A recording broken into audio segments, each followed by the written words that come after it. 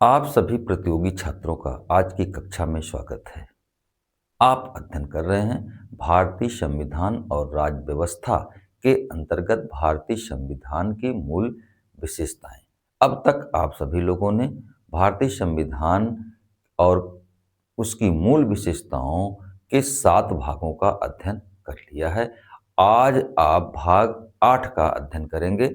भाग 8 के अंतर्गत भारतीय संविधान की 3 विशेषताएं। भारत में एक राजभाषा की व्यवस्था है, भारत में अनेकता में एकता और विश्व शांति का समर्थक है, भारत में पंचायती राज व्यवस्थाओं की स्थापना की गई है। यानी भाग 8 में आप 17वां विशेषता आप जो है पढ़ेंगे, वह है कि एक राजभाषा, एक राजभाषा।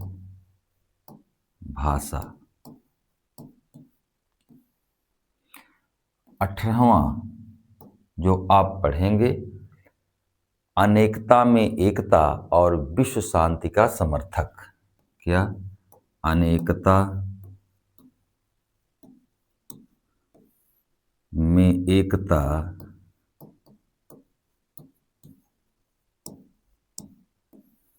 और विश्व शांति, विश्व शांति का समर्थक। 19वीं विशेषता जो आप पढ़ेंगे, पंचायती राज, पंचायती राज की स्थापना। आज ये आप 3 विशेषताओं का अध्ययन करेंगे। तो आज हम भारत 17वें जो विशेषता भारतीय संविधान की है, भारत में एक राजभाषा की व्यवस्था की गई है। भारत में राष्ट्रीय एकता को सुदृढ़ करने के लिए हिंदी को राजभाषा घोषित किया गया है। भारत की जो राजभाषा है वह हिंदी है और जो लिपि है, लिपि वह जो है देवनागरी है, देवनागरी। एक राजभाषा भारत में बनाए जाने का कारण जो था, भारत की राष्ट्रीय एकता को सुदृढ़ करना था। लेकिन इसके साथ ही साथ यह प्रावधान संविधान में किया गया कि संविधान के लागू होने के बाद 15 वर्षों तक, ये संविधान है, इस संविधान के लागू होने के 15 वर्षों तक जो है कौन, अंग्रेजी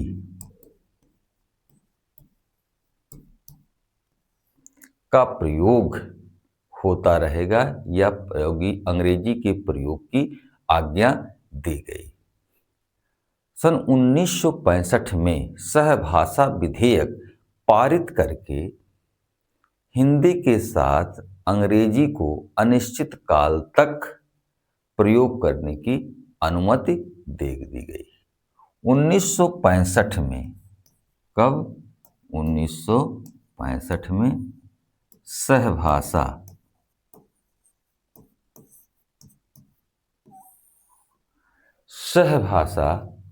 विधेयक पारित किया गया, विधेयक। और इस विधेयक के माध्यम से सहभाषा के रूप में अनिश्चित काल के लिए अंग्रेजी के प्रयोग की अनुमति दे दी गई। भारत की राजभाषा हिंदी घोषित की गई, लेकिन राजभाषा हिंदी होने से जो क्षेत्रीय भाषाएं हैं, कौन? क्षेत्रीय। भारत के जितने प्रांत हैं उतने जो है क्षेत्रीय भाषाएं उससे अधिक बोली जाती हैं। जब हिंदी को राजभाषा बनाया गया तो कई राज्यों ने यह आक्षेप किया, यह आलोचना की कि इससे जो है क्षेत्रीय भाषाओं का प्रगति जो है रुक जाएगा। खासकर दक्षिण के भाषाओं ने या लोगों ने विरोध किया और हिंदी को राजभाषा का दर्जा ना दिया जाए, इस तरह का जो है उन लोगों ने आंदोलन किया। लेकिन भारतीय संविधान में जो है 22 क्षेत्रीय भाषाओं को, 22 रीजनल लैंग्वेज को जो है क्षेत्रीय भाषा या प्रादेशिक भाषा के रूप में प्रयोग करने की अनुमति दे दी गई है। तो जो भारत में राज्य हैं, राज्य वे हिंदी, अंग्रेजी या फिर अपनी क्षेत्रीय भाषा में अपने राज काज का संचालन कर सकते हैं। एक बात यहाँ पर और समझ लें कि राजभाषा और राष्ट्रभाषा, राष्ट्रभाषा एक ऐसी भाषा है जिसका प्रयोग पूरे भारत में लोग अपनी भावनाओं, अपनी संस्कृति, एक दूसरे से संपर्क, एक दूसरे से संबंध बनाने के लिए सदियों से करते रहे हैं। भारत की राष्ट्रभाषा जो है वह पहले से ही रही है, लेकिन राजभाषा संविधान लागू होने के साथ यानी 1950 से के संविधान में जो है राजभाषा हिंदी को घोषित किया गया। अगली विशेषता हम देखते हैं। 18 नंबर पर जो विशेषता है भारतीय संविधान की, भारतीय संविधान अनेकता में एकता और विश्व शांति का समर्थक है। भारत को आप सभी जानते हैं कि यह विविधताओं से भरा देश है। भारत में विविधताएं हैं। भारत का जो मुख्य धर्म मानने वाले लोगों की संख्या की दृष्टि से वह हिंदू हैं और इस्लाम के लोग हैं। लेकिन भारत में सिख, ईसाई, जैन, बौद्ध, पारसी, यहूदी आदि भी जो है रहते हैं। जहां तक हिंदू समाज की बात है, हिंदू समाज भी कई जातियों और उपजातियों में बटा हुआ है। देश के विभिन्न भागों में शेष जनता से कटी हुई आदिम जनजातियां भी हैं, आदिम जातियां भी हैं। मूल वंश की दृष्टि से यहाँ पर द्रविड़, आर्य और मंगोल, कौन? द्रविड़, आर्य और मंगोल, ये मूल वंश के लोग भी यहाँ पर रहते हैं। द्रविड़ दक्षिण में, आर्य उत्तर में और मंगोल पूर्वोत्तर भारत में। भारत के विविध क्षेत्रों में विविध भाषाएं बोली जाती हैं, विविध संस्कृतियों का पालन किया जाता है। इन विशेषताओं को भारतीय संविधान ने अपने में समेटा है। इन विभिन्नताओं को भारतीय संविधान सम्मान देता है। भारत में अनेकता होने के बावजूद भारतीय संविधान एकता के आदर्श पर आधारित है। तो इस तरह से आपने देखा कि भारत में विविधताएं होने के बावजूद भी भारत का जो आदर्श है वह एकता पर आधारित है। भारत के संविधान में जो भावना व्यक्त की गई है वह विश्व शांति से संबंधित है। भारतीय जीवन संस्कृति पूर्व से ही यानी आदिकाल से ही वसुधैव कुटुंबकम वसुधैव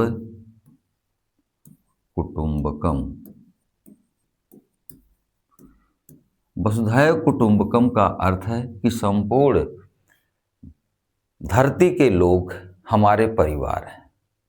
संविधान निर्माता इसी वसुधैव कुटुंबकम की संस्कृति, इसी संस्कृति के प्रति जो है सावधान रहे हैं या सचेत रहे हैं।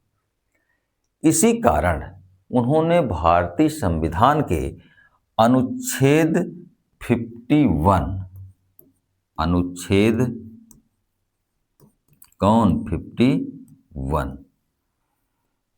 में जो है शांति या अंतर्राष्ट्रीय शांति की उन्नति और राष्ट्रों के बीच न्याय और सम्मानपूर्ण संबंधों को बनाए रखने की बात कही गई है। तो भारतीय संविधान का 51 जो है यह नीति निर्देशक तत्वों से संबंधित है और इसमें अंतर्राष्ट्रीय शांति, सुरक्षा, उन्नति और राष्ट्रों के बीच न्यायपूर्ण संबंधों को बनाए रखने या कायम रखने की बात कही गई है। अगली विशेषता जो 19वीं है भारतीय संविधान की, वह 19वीं विशेषता क्या है, आप इसको भी देखें कि भारत में लोकतांत्रिक विकेंद्रीकरण के लिए पंचायती राज संस्थाओं की स्थापना की गई है। किसकी? पंचायती राज। भारत में जो नीति निर्देशक तत्व दिए गए थे, राज्य को ये निर्देश दिया गया था कि वे पंचायती राज संस्थाओं को कायम कर सकते हैं। उसी उद्देश्य या उसी नियम को पूरा करने के लिए भारत में 73वें संवैधानिक संशोधन के द्वारा जो पंचायती राज संस्थाएं थी, इन्हें संवैधानिक दर्जा दिया गया। भारत के लोगों ने यह महसूस किया कि आम जनता को भी शासन सत्ता में सहभागिता करने, उन्हें अपने लिए कानून बनाने का अधिकार मिलना चाहिए,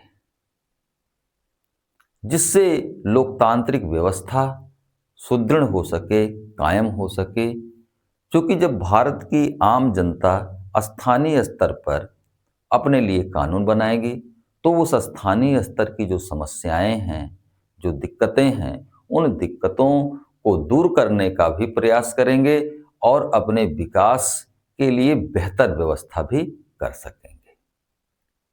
इसीलिए लोकतांत्रिक विकेंद्रीकरण की बात की गई कि शक्ति का जो है वह स्थानीय स्तर पर वितरण कर दिया जाए।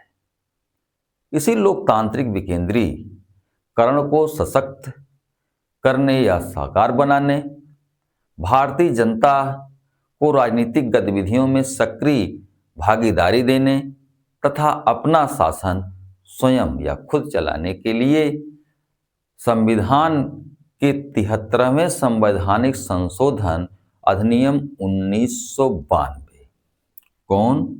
73वां संविधान संशोधन कब? 1992 में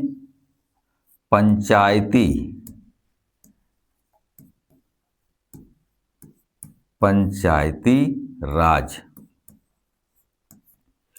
व्यवस्था का जो है प्रावधान संविधान के भाग 9, ये पंचायती राज की व्यवस्था भारतीय संविधान के भाग कितने? 9 में जोड़े गए, भाग 9 में जोड़े गए। इसके लिए कुल भारतीय संविधान में भाग 9 में 16 अनुच्छेद जो है जोड़े गए। कितने अनुच्छेद? 16 अनुच्छेद।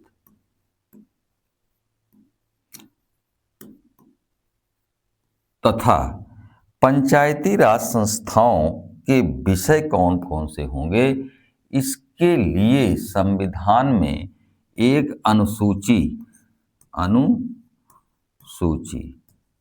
जोड़ी गई। कौन सी अनुसूची? 11वीं अनुसूची। 11वीं।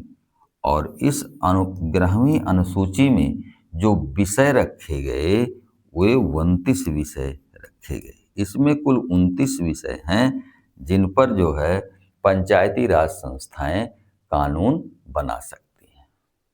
लोकतांत्रिक विकेंद्रीकरण के उद्देश्य को पूरा करने के लिए न केवल पंचायती राज संस्थाओं की स्थापना की गई, बल्कि आप देखिए कि नगरों या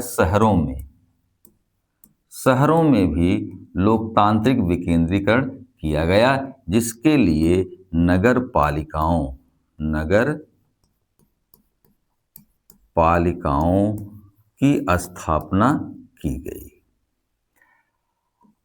और इसके लिए संविधान में एक भाग 9 का जोड़ा गया।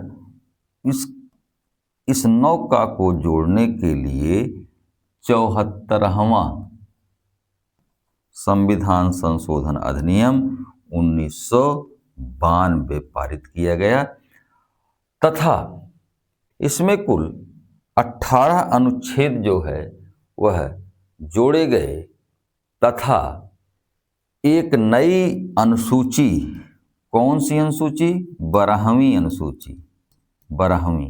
अनुसूची जोड़ी गई। इस अनुसूची में विषयों की संख्या भी कितनी रखी गई? 18 रखी गई।